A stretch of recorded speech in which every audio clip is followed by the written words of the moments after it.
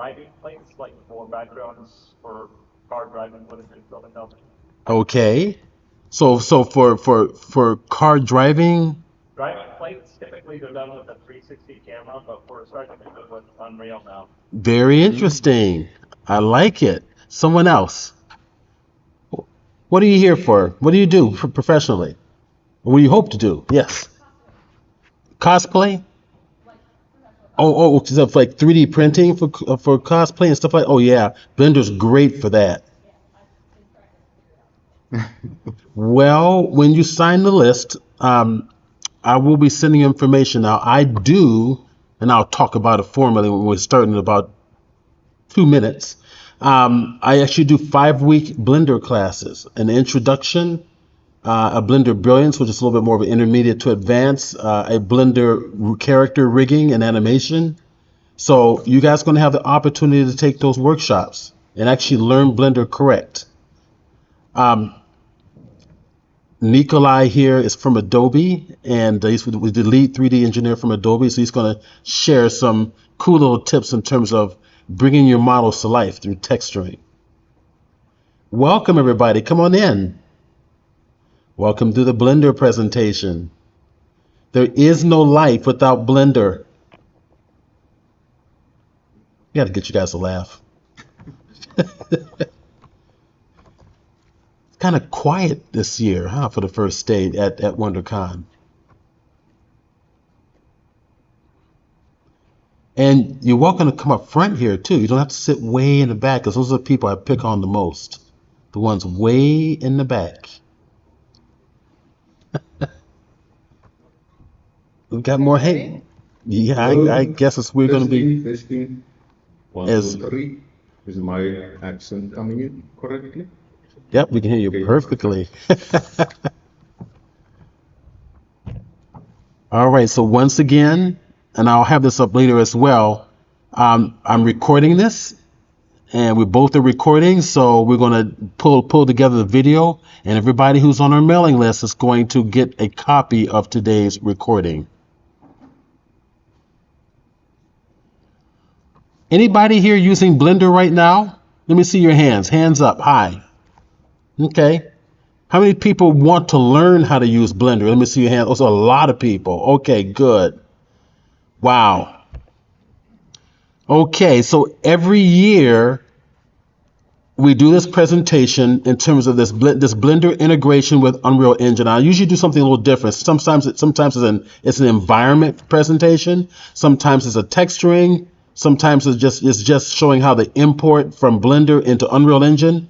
Today I'm going to do something a little different. We'll talk about it in a little bit. I am Stephen Burns. I am a digital artist. I'm an author. I teach at a couple of colleges, also at Studio Arts here in Los Angeles. I'm the lead Blender instructor there. And Blender is absolutely an outstanding program. And so is Unreal Engine. So Blender is starting to is moving quickly forward to being industry standard. Not because it's free, but because it's literally revolutionizing the 3D industry. So I would like my friend Nikolai to talk a little bit about himself and. Yeah. Hey, my name is Nikolai Svahkin. I'm a principal scientist at Adobe. I've been at Adobe for 18 years, and half of that time I worked on Photoshop. And I actually did 3D in Photoshop. So there's a lot of 3D in Photoshop support. How many of you did know that? Anybody knows that there is 3D in Photoshop? There was. Now 3D is separate. So the other half of that tenure, I worked on other 3D programs, such as Substance Stager, and a little bit on Substance Painter and Substance Designer and Substance Samplers. Those are the industry standards pretty much on texturing, including high-end texturing in like AAA budget games. So if you see a new Witcher or other games of that rank, you're likely the textures have been through Substance Painter at least. So that's I'm going to show you some of that. Okay, let's have some fun. Let's get into Blender. All right, so I'm going to show you something in Blender that I don't think a lot of people know that Blender can actually do. Um, when we normally animate something, you normally have a timeline, right? Which is, we can see it right down here at the bottom. And I'm going to talk about these two separate styles of timelines just a little bit. And if I play them, pull them apart, you get to see my little walk cycle dinosaur. And you notice that on the timeline, you have keyframes that actually keyframing the walk cycle. Okay, did you know that we can do multiple animations per one character, as many as we want? I've got a total of about 3 animations in here. I just wanted to keep it simple for today's presentation. So I'm going to go ahead, I'm going to play this. Now I'm going to show you what I did. I'm going to show you in Unreal Engine how I'm able to utilize this. But I'm also going to show you from scratch how I actually created multiple animations per character inside of Blender. All right, so if I come over here, you see this little title that says Walk Swagger Psycho. That means the dinosaur is walking, and he's got a little bit of a swagger to him.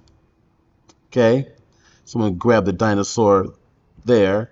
He's got a little bit of a swagger to him. We kind of look at it straight on, just a little bit, and I'm gonna kind of bring it on over. There we go. Now it's animating, and it's also utilizing my graphics card going to the video, so it's being a little bit slow. So I got a little bit of a swagger to the dinosaur. Now if I come down here, you're going to notice I've got a total of 3 types of animations. I've got one where all he's going to do is just swing his tail. So I created the Stegosaurus from scratch in Blender. I used the sculpting tools inside of Blender to sculpt all this detail into the dinosaur. I wanted to show you also, share with you how well Unreal Engine handles all the detail that I put into here. So if I get in close, in fact, let's go ahead and turn off the texture real quick. And actually, before I do that, I want to show you one more little animation that I have, which is that's the swinging tail only. And this one is just a regular walk cycle without the tail, without the swagger. It's just a regular walk. The tail is moving without the swagger. So I got 3 separate animations tied to this one model. Okay, so let me stop the animation, hitting the space bar on the keyboard. Starts to stop your animation. Hit the Z key on the keyboard, gives me my options for different viewing modes. I've got the material viewing mode on to see all my detail on the dinosaur. If I turn it off, I get to see what I did with my sculpting tools inside of Blender. This is the new 5.1, and I'm going to tell you something. The new 5.1 Blender is outstanding. The performance has improved like 30%. So all of this detail you see here is all sculpted in. So this is not an image map or a bump map that's put on here. This is actually real detail sculpted on the dinosaurs and the plates. I could have done it with photographic images of the like to actually simulate texture in the body, but no, that'd be cheating, right? So I wanted to test my sculpting skills and just put that detail on in there. And I'll propose a sculpting in Blender, hopefully for the San Diego Comic-Con. And if they accept it, I think you'll find that very interesting. All right. Did you? How does it compare to ZBrush? Okay. So, and now that's a great question, Nikolai. The question is, how does it compare to ZBrush? This new 5.1 Blender is pretty damn close in terms of the speed.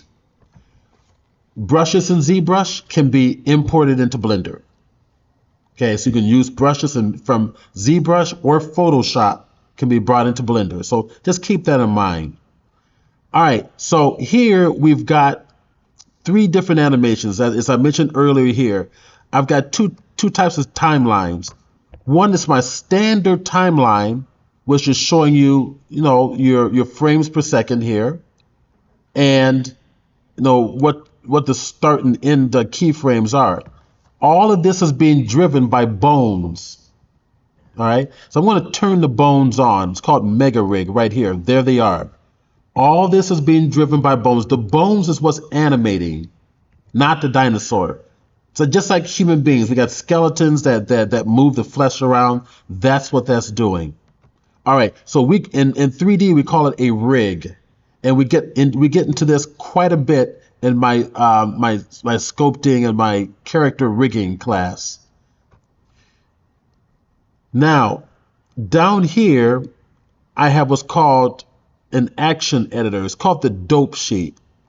You can access all of these. Now, these are just extra windows that I created in Blender. On the top right-hand corner, if I click it, this represents the symbol for my timeline. Right over here, it tells you it's the timeline. If I go down to the one on the bottom, I'll click that symbol, and it's telling me it's the dope sheet. Well, why do I need both of those? I'm using one to animate. I'm using the other one to create the multiple animations. So if I select the body, I'm going to select the skeleton. I'm going to come up here, grab the skeleton here. I'm in what's called pose mode. Pose mode means you're animating the poses. Hit the tab key, pose mode, object mode. Object mode allows you to select it and move it around. Pose mode is where the animation begins. This animation that I created, I decided to create 3 individual ones, and I'm going to show you how I did that in just a little bit. Now, why is that important? What we're ultimately doing is selecting the dinosaur and the bones, and we're exporting it into a format that Unreal Engine's going to understand. That format is called FBX, and the way it's done is object mode, tab key on the keyboard gives me edit mode for creating, pose mode for animating, object mode for selecting my characters and my objects. If I select the object and I select the bones, let me go back to my object mode. There we go. If I select the dinosaur, shift select the bones, now I need to tell Blender I want both of those exported out so that Unreal Engine is going to recognize all the animations, all the textures, all the cameras, the lights, everything. That format is called FBX or Filmbox. Okay, so Filmbox is going to be an option. Oh, it's going to be an option that is going to house every aspect of our animation and bones. And we're going to put that into Unreal Engine. I'm going to go to Unreal Engine next and show you how I'm using this. So let's go to Unreal Engine. We imported our dinosaur. Okay. So how do we do this? Here's the dinosaur created in Blender. And something I want to bring to your attention. I'm going to go back to Blender here. You want everything to be proportional to human height. Unreal Engine bases everything on the human character. So I created the dinosaur so that it's going to match that. It's going to be equivalent to the size in proportion to a human. How do I do that? Right up here, you see human. If I turn on the eyeball, I'm going to select the human. It's right here on the other side. There he is. Where do we get this human? In Blender, Shift A. This is where I go get all of my objects. I go to Armature, which is your skeleton, which is what that is. I go to Rigify, Meta Rigs, and it's going to give me all these different types of rigs. If you look at the animal and you see the one that says, I think it was the wolf, that's what I use for the dinosaur, for the Stegosaurus. I brought in instead human, click it, it'll bring them in. which I've already done so. And I'm going to go ahead and just zoom in close to him. And this is actual human height. Well, how do I know that? Because right over here, we have what's called a measure tool. This will measure the height and size of everything. Now, a human character, a human person on average is about anywhere from 1.7 to 1.9 meters. So, and by the way, if you have questions, stop me anytime and I'll be happy to answer the questions. Just kind of shout it out there in case I'm not looking up. Right over here is the measure tool. It's part of your little selection objects over here to the left-hand side. Click it, and if let me kind of pull these down a little bit. Control and Alt or Option held down together. Zoom in, close, zooms in and out. Option and left click allows me to rotate. Option or Alt and Shift allows me to pan. Okay, so hit the 1 key on the numeric side of my keyboard, takes me to front orthographic view. So it's a 2-dimensional view of my human. The measure tool is selected. Start at the base of the foot, drag it up like that, and you look at the numbers on there. See, the numbers change based on the distance. I know this is about, I'll go back and get it. It's right about there. It's about 1.9. So that is human height. So when I bring this into Unreal Engine, the little guy in the Unreal Engine that you get to run around and inside your scene, who here is not familiar with Unreal Engine? You're not familiar? Okay, 2 people I'm seeing. Everybody else is probably lying. Okay. So Unreal Engine is a gaming program. It's a gaming engine. It's designed to take the assets that you build in Blender, bring it into the gaming engine for you to interact with it, like the door opening, going inside the house, or running with your dog, or all your animations and modelings are done in Blender and then brought into Unreal Engine. Does that make sense? Yes. Unity is the same thing. Unity is a gaming engine. It's just another company produces it. But the same concept. So, all right, there's my guy. Look at the dinosaur. Now what we're going to do is we're going to go back into Unreal Engine and look at the proportions. So I'm going to go back to here. There's Unreal Engine. I'd simply import it. Now, to import, I'll show you very quickly.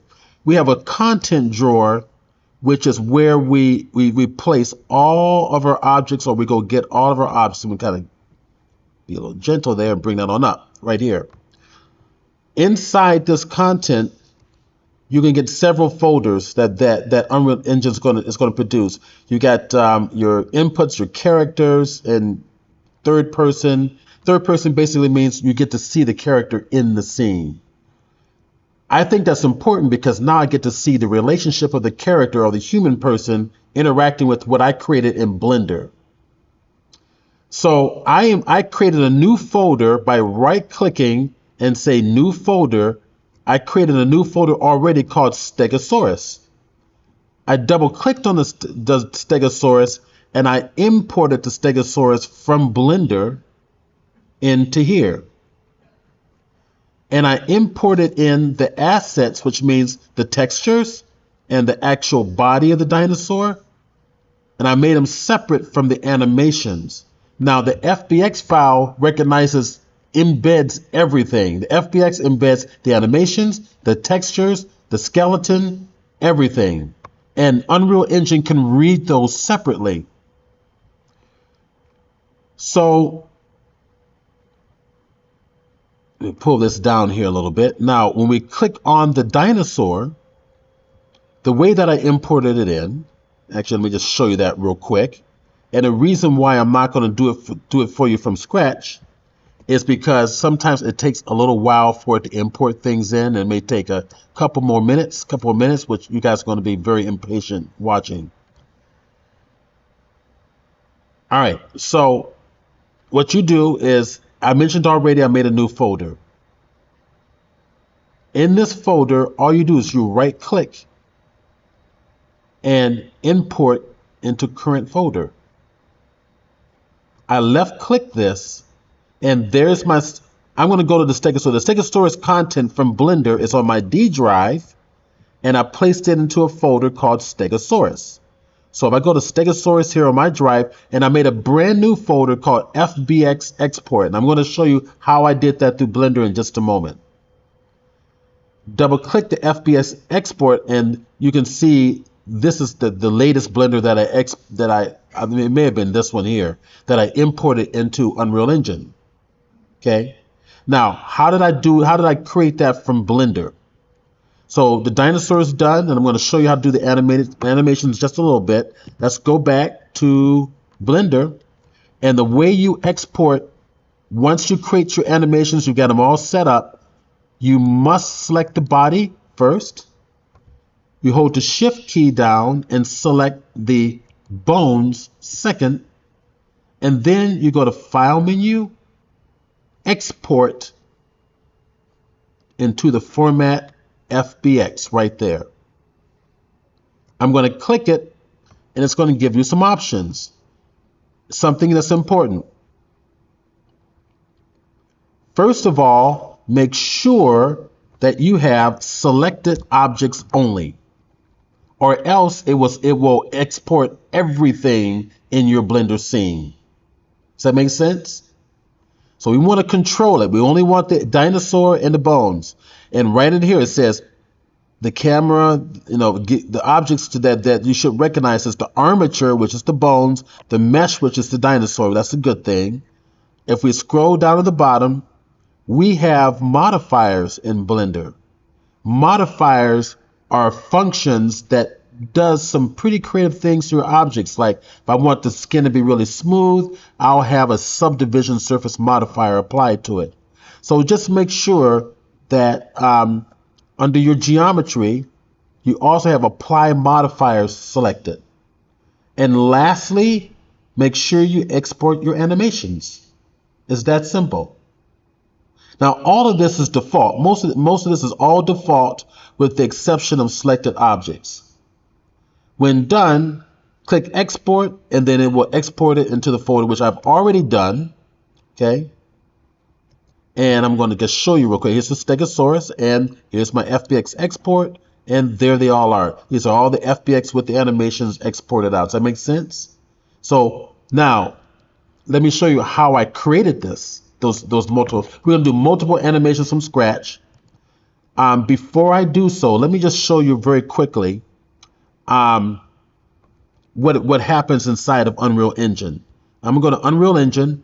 Unreal Engine exported out the dinosaur, but it also brought in all the animations. So if I select the dinosaur over here on the right hand side toward the bottom is a tab called Animations. It recognizes all the animation titles. If I come right over here to the right hand side and drop it down, there are all my animations. 1, 2, 3. So let's do the first one first. So this one's called the Stegosaurus with the tail wagging, right? Is it tail wagging? Yeah, tail wagging. Now hit the play button. Watch this. Our guy jumps in. Let's see if it's proportional to human height. Yep, that's proportional to human height. If I get my guy to run around like this, and we're going to get him to interact with the dinosaur, and there we all right, good. So good. Can't go through the dinosaur. Go underneath the dinosaur and come around and come around. Okay. So now you can see. We kind of bring her back a little bit. Back. All right. Let's go back the other way. Get my fingers organized here. There we go. Let's bring it around. There we go. Okay. So there's my dinosaur with the wagging tail. All right. I'm going to stop the play by hitting escape on the keyboard. Let's try the other animation. Right over here. Go to the next one. Click it. See it changes. Now play it. Turn it around. And there's my walk cycle without the swagger. All done in Blender first. We'll stop this one. And then we'll come down over to the last animation, which is the walk cycle with swagger, right? So we will hit Alt P. It's a shortcut to play. Bring it around, and there's the swagger with the tail wagging a lot more. Isn't that cool? So you can set up all your animations in Blender, and import it into Unreal Engine, and it will see it, and you can utilize it in your character's movements. All right, so let's go back to Blender. We've got about 7 minutes left before Nikolai. So I'm going to keep this simple. So we're going to go over here. I'm going to go new, and I'm going to go to new general and say save it. That's fine. And we're going to create a brand new animation. We're going to set it up multiple animations per character. Let's get our character. Let's shift A real quick. Mesh, put a box in here. Okay. Bring it back, zoom back a little bit using the scroll wheel on my mouse. Tab key, edit mode, because I want to start creating something now. The 3 key on the keyboard goes to the top face. The move tool right up here allows me to move this up like so. Okay. I'm going to scroll back a little bit, move it up a little bit more like that. All right. Now what I'm going to do is hit the S key for scale. Scale it like so. And then I'm going to split this up a little bit. Command or Control R is the shortcut for slicing. Once I hit that, I just take the scroll wheel on my keyboard, on my mouse, not my keyboard, the scroll wheel on my mouse, and just scroll it and add more slices like this. Left click twice, we're done. All right. So now I want to add bones to this. So go back to tab mode, and we're going to add a skeleton. Shift A, armature, that's your skeleton. Add a single bone. Tell that single bone to always be viewable. So I'm going to go right down over here on the right hand side. Our colorful icons properties panel, the running man here, come down to the viewport display because we want to see it in the viewport, and tell it to always show it in front. Hit the 1 key on the keyboard, and there it is. Now, edit mode for the bone. Grab that top, make sure the move tool is selected, and move it up like this. So that's the bone that's going to animate this piece. I want to split up that bone a little bit. Okay. Right click, subdivide. Come right down here to the panel and tell it I want more subdivisions like this. Okay, we're done. Go back to object mode. Select the object, shift select the bone, and let's parent it. So if I come over to Control P on my keyboard, I can tell it to parent everything with automatic weight. So what that means is that when I go to animation mode, which is pose mode, and I grab one of these bones here and say I'm going to rotate it a little bit. And I'm also going to tell everything to rotate from its orientation, which is the base. Here, individual origins. See? My bones are now animating my object. Okay. We can do something else. I can select this bone. See if we select all the bones here. And we can do the bending technique like so. All right, so we're going to animate this. We'll come over to layout very quickly. Go to the timeline right here. I'm going to start with frame 1. Now making sure this is in pose mode, and with everything selected. All right, everything is selected. I'm going to hit I key,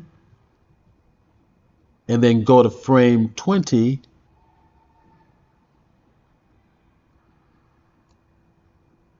and I'm going to rotate this to the left, like so, and then hit the I key. So now when I play that, you see the animation. So we're going to call this one bend to the left. So in order to do so, I need an extra panel down here. I'm going to grab this in the bottom, pull it up like so.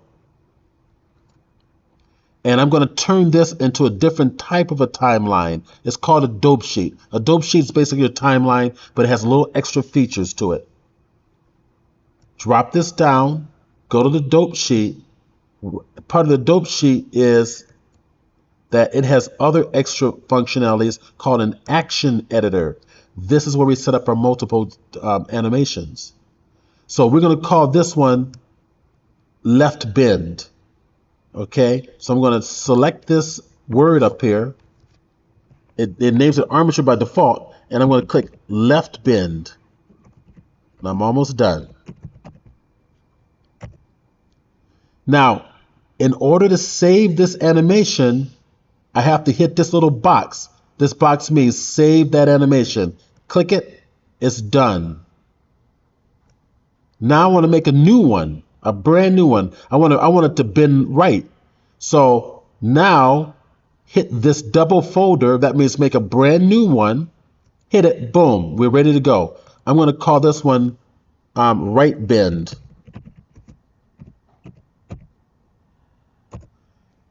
Now I'm going to do the animation.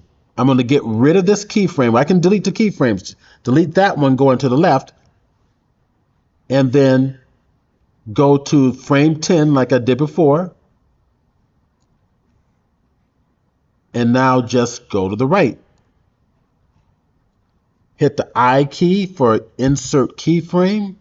And now we've got one going to the right. Once that's done, click this to create it. And we'll do one more. I'm going to click this double folder to make a brand new one. And this one's going to go left and right. So we'll come back to the timeline. That'll go right. And then I'm going to go up to frame, that's 10. And we're going to go up to frame 20. And we're going to go back to the left here. And then hit the I key. And there we go. Now this one goes both. Let's see, from here to here, and then go back to here. Okay. Now, here, save it. Now, I'm ready to go. Watch this. There they all are, right there. Do that one, left bend. Select this one, right bend. Select this one, right and left bend. Okay, so we got 3 separate animations attached to your character. Now you can export this out for Unreal Engine. Easy peasy, right? File menu, export, FBX, selected objects only. The rest are default animations. Export FBX. Does that make sense? Then we just go into Unreal Engine and import it in. Any questions? When you import the object into Unreal Engine, does it already have what's called like a collision around it? Correct. It does. It does.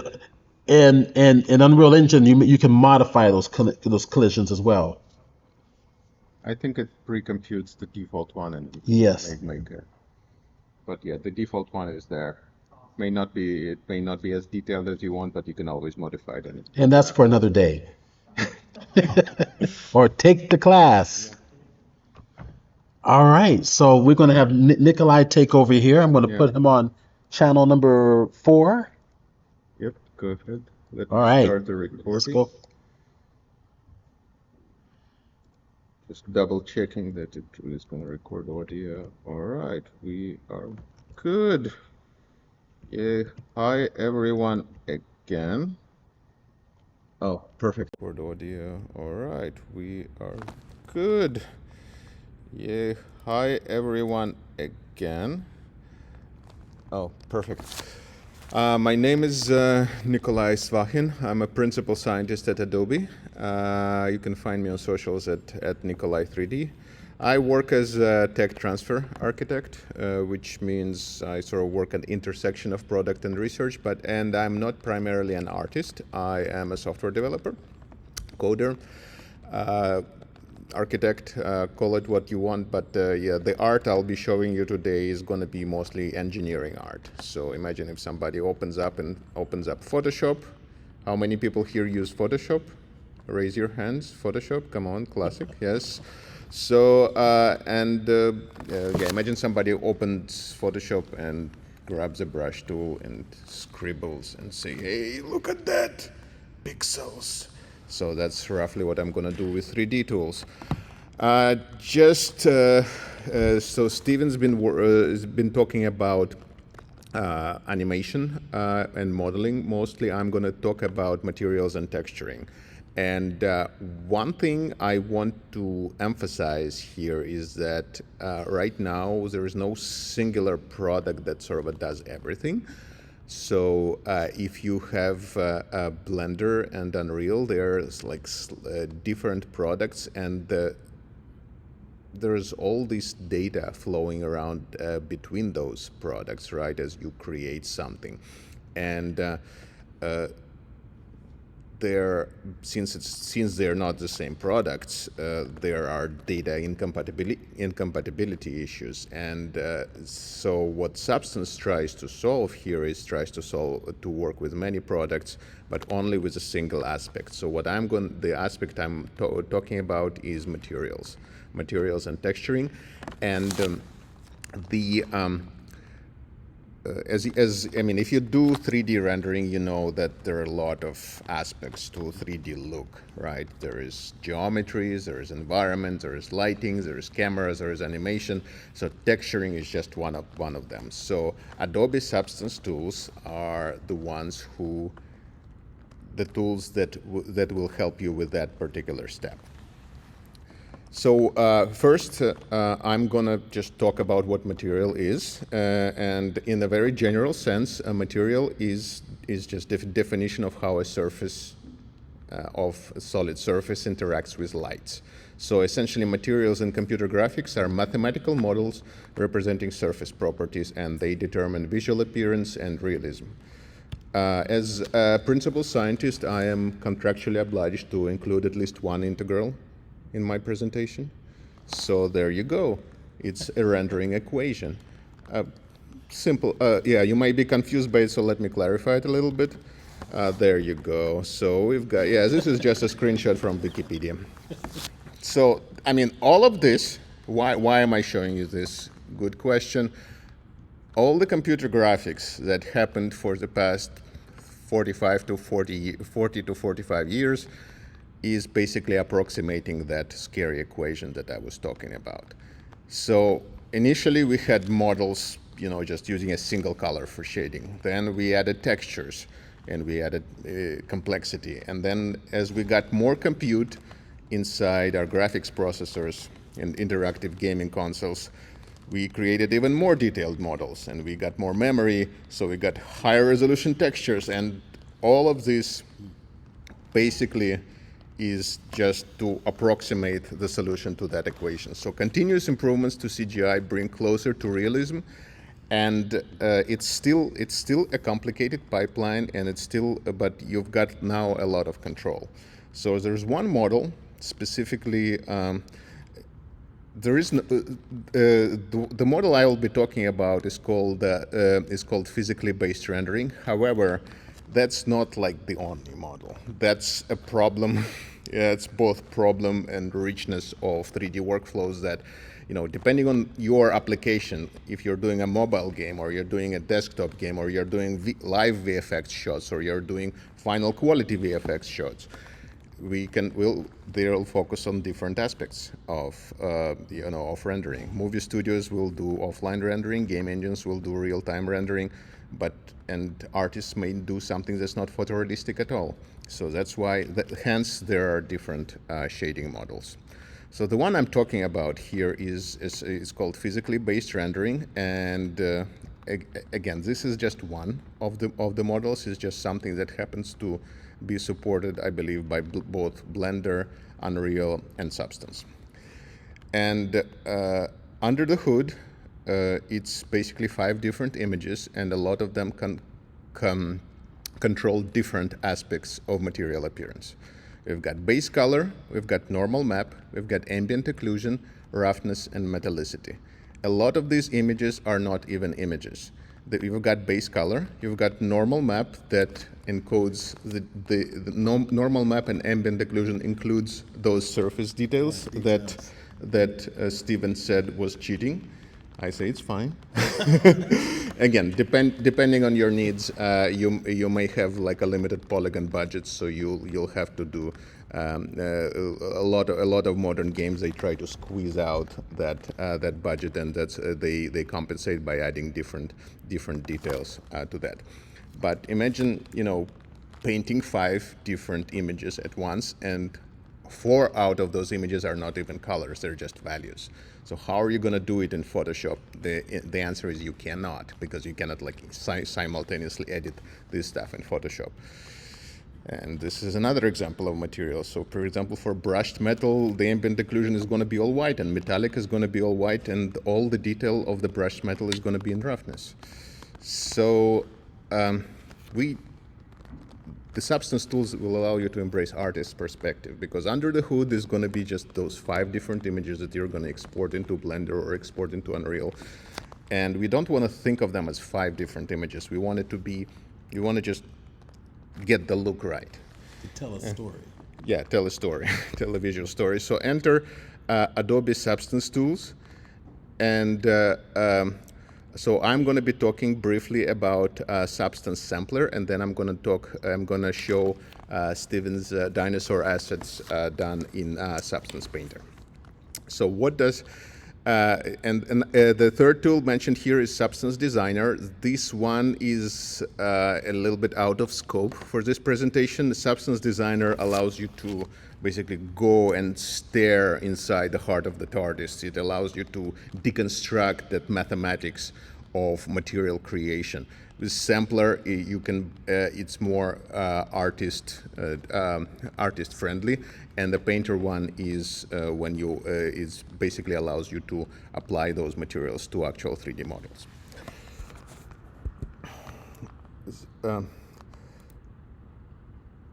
So I'm going to first start with Sampler to create a sample material. So Steven asked me to do a dinosaur, and I said, okay, so let's create a material for dinosaur. I'm going to show you how it's done out of a simple sample photographs. I worked hard on that dinosaur. So, so let's create a new project, and we are going to create. The sampler allows you to do many things. What we're going to do is we convert image to material, and I have the image here. And this is an image of essentially a dinosaur skin. It's very generic. I'm not claiming any historical accuracy here. I mean, nobody does with dinosaurs, but I want it to be scaly. I want it to be sort of a lizardy kind of thing. So you just select. The point is that the image can come from anywhere. You can take a, you can take a picture of it or find the image on the internet. And from anywhere. You assign a category to it. You say, is it like what kind of material do you want? Do you want leather, fabric, organic, ceramic, things like that? So let's create, again, nobody knows for sure, probably leather. Let's just go with that. And I wanted to go shiny with shiny dinosaur, but I was like, okay, that's not realistic. Let's just do matte dinosaur. So what here? All right, we got a crash. Can I get a thunderous applause? Thank you, thank you. My first demo crash of this must be. All right, look how fast it restarts after a crash.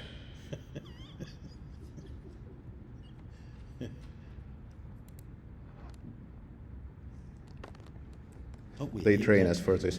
All right. So yeah, let's just go back, and yeah, I'm gonna open the dino skin sampler. So here it is. So basically, what happened here is that we started with a single image, and then it created all those helper images that I was just talking about. They were just created for you inside the sampler. And now we can sort of zoom in and rotate. And this is just a preview. This does not This is not a 3D scene. We're just editing the material in sampler, but we can do different modifications of the material. We can upscale it. We can make it, we can make it shinier, or add the detail. If you see on the boundary here, there's a little bit of detail. Yes. So basically, they can take a picture with their cell phone, say for example of a brick wall or a stone wall, and then this will create all the individual images that you need for texturing your 3D object. That's awesome. Yeah. So, and you can, and this may not get you like 100% of the way, but it will, you can always, this will be a very, very decent starting point. And there are a lot of filters that you can apply here. So one of them is equalize, and that equalize filter just sort of like normalizes the brightness, because if there's a brightness variation in your image that you've taken from a cell phone, so there are a lot of filters here. One thing you do after that is just sending it to Painter. And so I already did that. So in the interest of time, just go back. We'll just start a new Painter project. So this is that same dinosaur.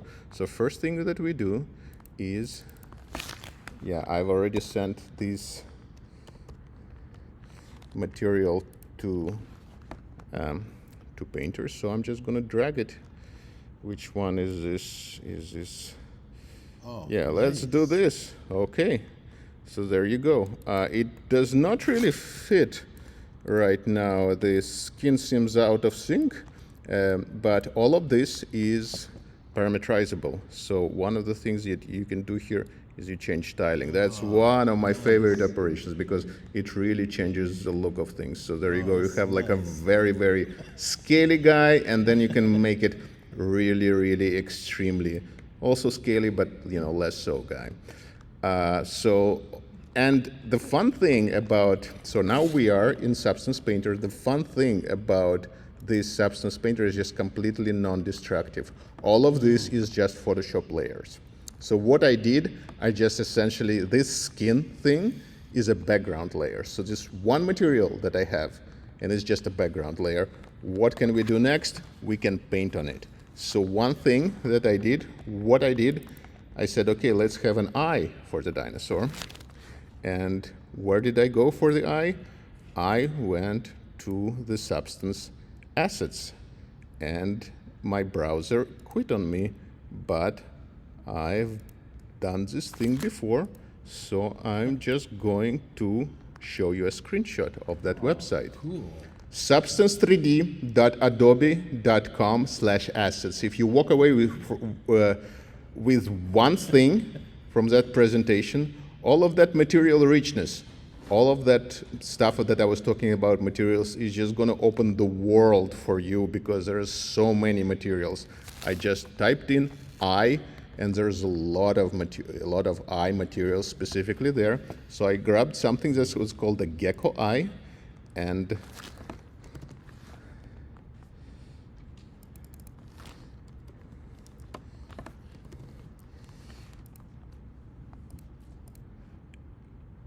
let me open the project where I did that.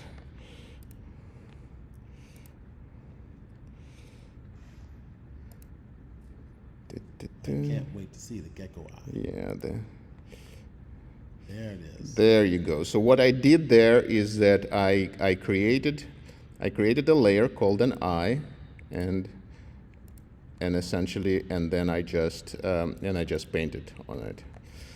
Hold on. So, and this is just a layer. So I grabbed the brush, I grabbed the material called gecko eye. Let me see if I can replicate it live, just for, so you select the material, you select a brush. This is gonna look very bad because, again, engineering art. You ready? There you go. And this is all, again, this is not 2D painting, this is all 3D. There you go. That's awesome. Yeah, one final thing, I added some character to the dinosaur. I wanted I want it to look like it's been in a battle, and we have a very interesting effect for that. This is called oil leaks brush, and then we set, let me see if I can send the color to something more interesting. That's just an example of procedural brush because there's a lot of simulations running under the hood here. So let me just create a new layer and paint. There you go. Oh, awesome. So you see, imagine, again, I don't want to traumatize you by setting the color to red. So, but this gives this guy a character. It's been in a battle. Particles, actually. Right, and this particular brush is a result of simulation. So because you've got particle engines essentially simulating this spill, the bloody look kind of thing. A lot of materials to the left panel, a lot of brushes. You click on a lot of materials, substance 3D assets.adobe.com. Go play. All right. Oh, that's awesome.